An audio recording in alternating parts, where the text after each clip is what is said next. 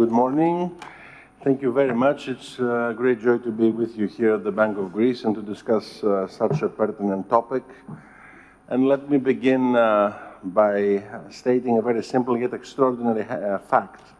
More than half of the children born in developed countries today will live past the age of 100, and let that sink in. Let ourselves just think about that for a while. This change in what one would describe as the longevity revolution will directly and severely affect the economic model, the social model of every country in the world in the coming years. And we often think about the changes that take place in the technology ecosystem, the acceleration and the innovation rates, what we would describe as the fourth industrial revolution, AI, 3D printing, augmented reality, and the changes that we will have in the mechanics of Schumpeterian creative destruction and how our economies operate.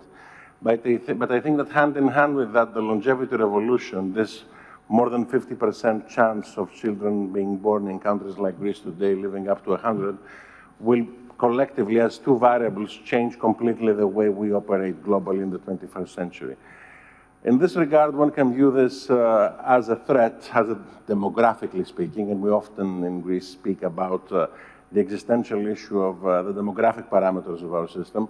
One can view this as an opportunity. One can view this longevity revolution as an opportunity to adapt, as an opportunity to change your economic model, as an opportunity to position your country as a country which will be in a leading position, in a leading role in this significant change that will take place in the coming years. It's already taking place, actually.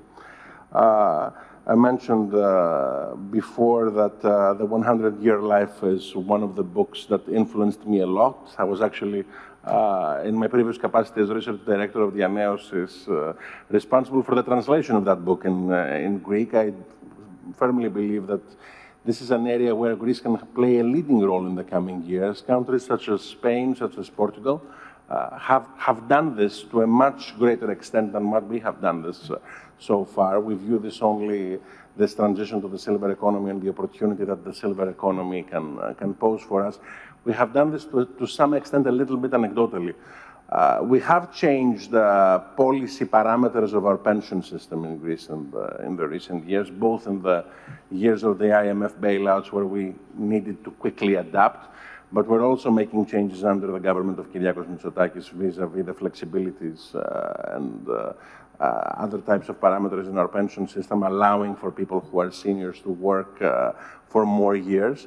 By definition, this will happen. And by definition, this change of having a life of three phases, education, work, pension, will also change. The post-World War II model was based upon this premise. Life expectancy was lower. You knew that you would have one degree and one career. This is more or less the model that existed in the generation of, my parents and today's 70-year-olds, let's say. This has already changed. In my generation, educationally, the concept became getting a master's degree as well. We entered the world of reskilling.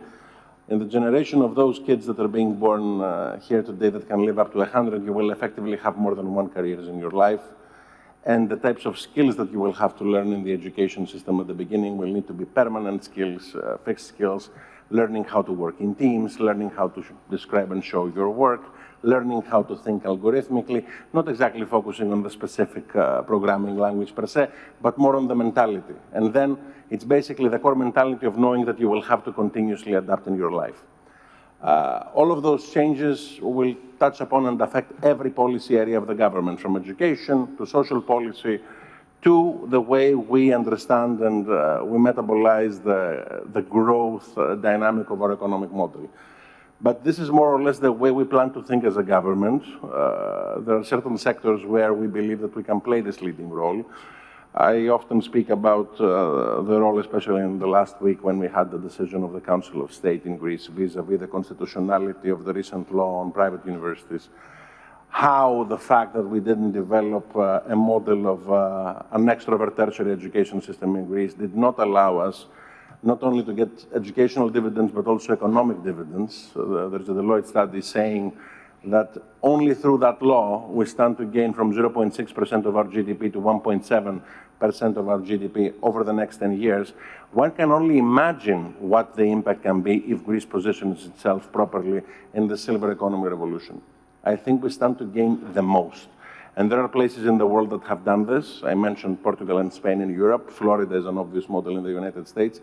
I think we can do it quickly. I think that we can have a very cohesive strategy on this. It is a priority set by the Prime Minister, and I truly believe that our overall footprint here, also by the great work that the OECD Center in Crete is doing on this specific topic, because for us it does constitute a national priority, can play a huge role in the coming years vis-a-vis the economic rejuvenation of our country. Thank you very much again for being here, and thank you for the opportunity to speak at your conference.